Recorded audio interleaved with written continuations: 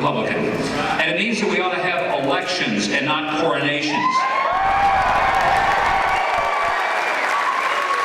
I have this kind of strange notion that we're supposed to actually go vote and not necessarily let people in other states tell us what they've already done for us. And I know I'm from the Deep South, and a lot of folks think we're just a little slower than some folks, but let me just tell you this.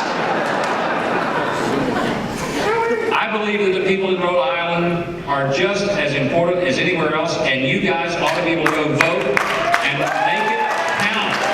That's why we're here tonight. I've never believed that you get to the finish line by quitting before you get to the finish line. And so, Governor, don't you know that the math doesn't work? Well, let me give you a little bit of Huckabee here tonight. If nobody gets 1,191 delegates before the convention will pick the nominee.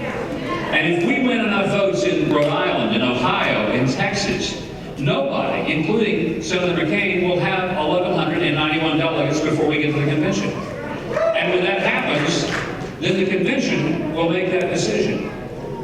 And when we get to the convention, I'm convinced that overwhelmingly the majority of Republicans in this country are conservative people who are going to say,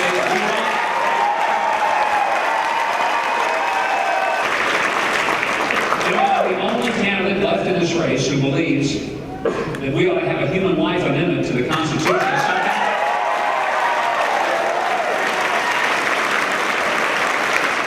And whether it's the life of an unborn child or the life of a terminally ill elderly person, this country needs to always be a country that stands for life. And I promise I'm the only candidate who believes that we should have a human life amendment to the Constitution. I'm the only candidate left that doesn't believe we ought to create human life for the purpose of destroying it for medical research with human embryo stem cells.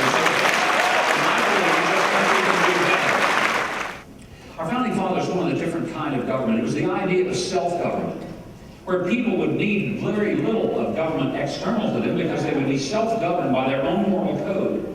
They wouldn't have to define everything in great detail because the definitions came from their own heart and soul, and their idea that they were believed in God, they respected each other, they respected themselves, and therefore they would self-govern. But they had it as the base that because every person was equal, they would treat each other with respect and dignity and civility. Now, the idea of everybody being equal was dramatically different than what the rest of the world was practicing.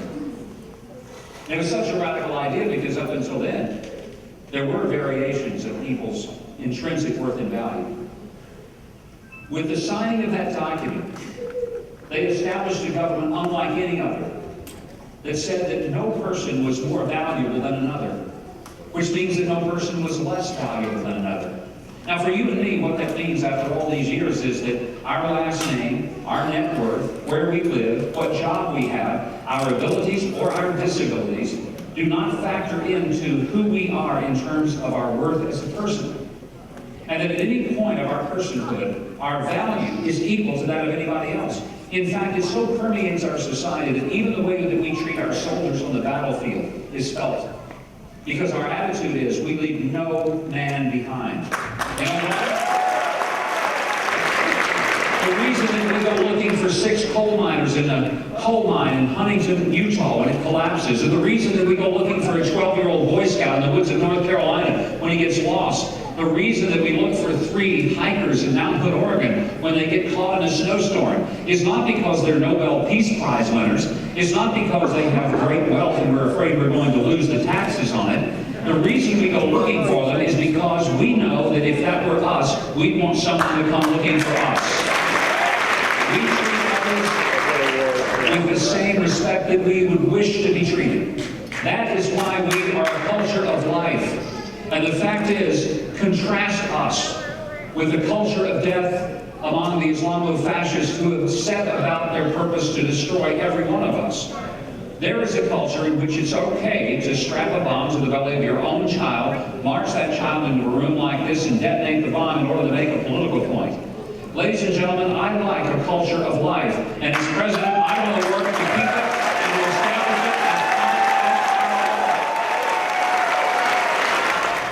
it as commander-in-chief. chief, I want to make sure that I led the most prepared, well-equipped, well-trained, well-financed, best Army, Navy, Air Force, and Marine Corps Coast Guard that has ever existed in the country. I want to make sure that we have the kind of military force that nobody on this earth wanted to ever engage in a battle, because they would know the outcome had been determined by the quality of the force that we have in place to overcome it.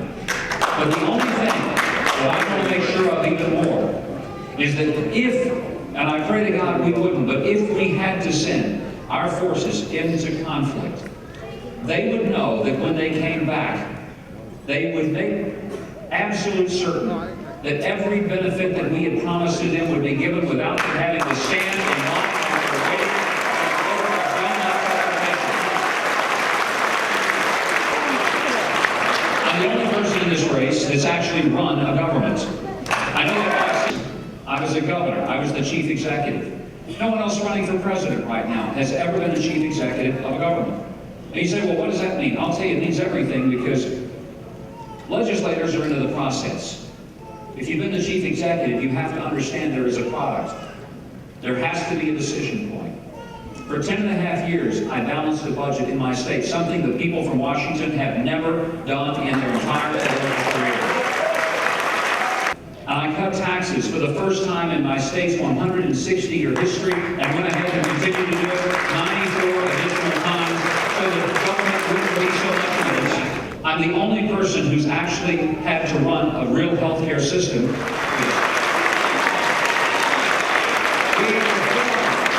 We reformed education in our state. Our state had been known as having the next to last education system in the country. Recently, we were named by Kids Count as having the 8th best in the country. Folks, a kid shouldn't sit in the classroom wasting his time and your tax money.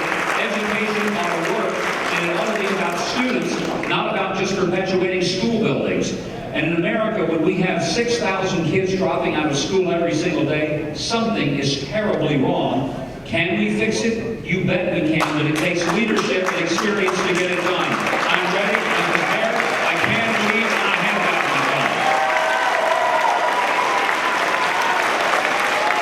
done. Because most of the costs we have in healthcare are being spent on chronic disease. We don't have a healthcare system, we have a disease care system. We don't have a healthcare crisis, we have a health crisis. And the only way we really get it fixed is that somebody has to step in understanding what the problem is, and then has the experience and the leadership to get it done. I've got the experience and the leadership